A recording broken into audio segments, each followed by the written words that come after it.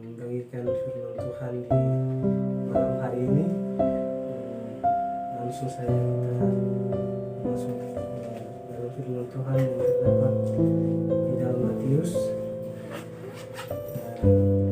pasal 3 ayat 1, 2, 3. 3 ayat yang kita baca. Ayat pertama dan ayat 2 ayat 3. Yohanes Pembaptis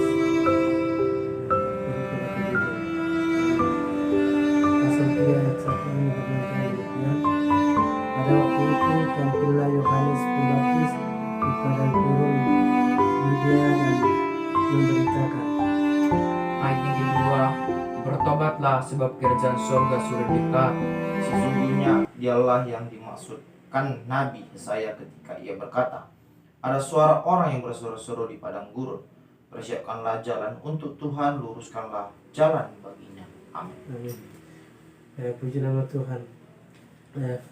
Ayat ini, 3 ayat ini jelas sekali bahwa Yohanes dia sebelum membaptis, sebelumnya dia terus memberitakan kabar baik, kabar tentang hal pertobatan.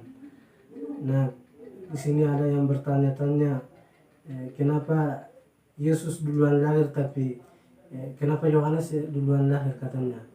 Tetapi Yohanes duluan lahir supaya di situ ada tujuan dan maksudnya lain, bahwa Yohanes dia duluan lahir dan dia lahir lalu dia tinggal di padang gurun.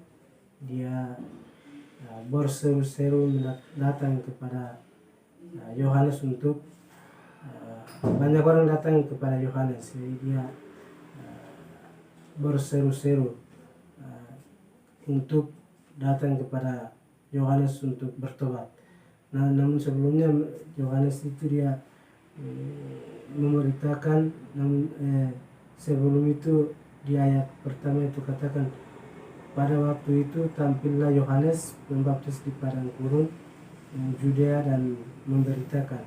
Nah, jadi dia tampil di situ, tampil di Yudea dan dia memberitakan hal pertobatan. Jadi dia memberitakan hal pertobatan, mereka kelakuan mereka, perbuatan mereka yang salah, maka dia memberitakan hal yang baik, supaya hal-hal yang mereka lakukan punya harus tinggalkan dan datang kepada Yohanes. Mereka betul-betul percaya kepada Tuhan dan mereka datang kepada Yohanes. Dan di ayat 2, bertobatlah sebab kerajaan surga sudah dekat. Jadi kalian harus bertobat sungguh-sungguh supaya kerajaan surga sudah dekat. Jadi harus percaya, kelakuan apapun yang kalian lakukan harus tinggalkan dan datang kepada Tuhan, supaya Tuhan akan memberkati, Tuhan akan selamatkan. Jadi dia selalu berseru-seru supaya mereka semua datang kepada Yohanes untuk membaptis. Jadi banyak orang datang kepada Yohanes, datang berbondong-bondong kepada Yohanes untuk membaptis, dan mereka datang kepada Yohanes untuk membaptis. Mereka betul-betul percaya kepada Tuhan dan mereka serahkan diri bahwa kita sudah menerima Tuhan dan Juru Selamat. Jadi Yohanes baptislah kami, seperti itu. Jadi mereka sendiri yang serahkan diri untuk membaptis. Jadi Yohanes dia berseru-seru untuk memberitakan hal kabar baik tentang pertobatan itu. Jadi sebelum itu Nabi Yesaya dia mengingatkan bahwa di padang gurun itu ada seorang yang akan dia tampil dan dia akan berseru-seru untuk meluruskan jalan dan meluruskan jalan dan lain-lain. Dia katakan pada waktu itu dia yang katakan seperti itu. Akhirnya tampillah Yohanes dan dia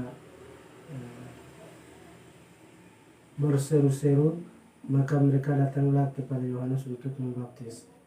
Jadi Yohanes membaptis mereka dengan air, tetapi di firman Tuhan Markus di sana katakan di pasal 1 ayat 8 di situ katakan, aku membaptis kamu dengan air, tetapi ia akan membaptis kamu dengan Roh Kudus.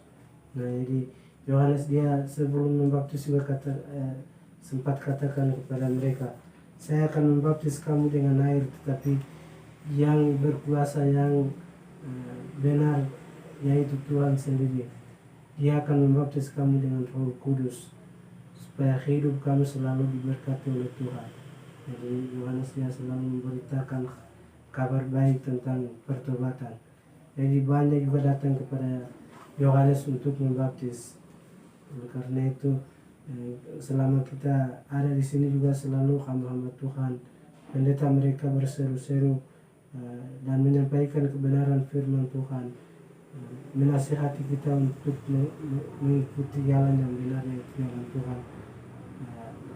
Kita harus ikuti dan kita juga harus dengar firman Tuhan dan mengikuti, supaya hidup kita juga benar di hadapan Tuhan. Jadi selama kita hidup di dunia, kita harus melakukan yang terbaik untuk Tuhan dan mengikuti sesuai dengan perintah Tuhan, supaya apapun yang kita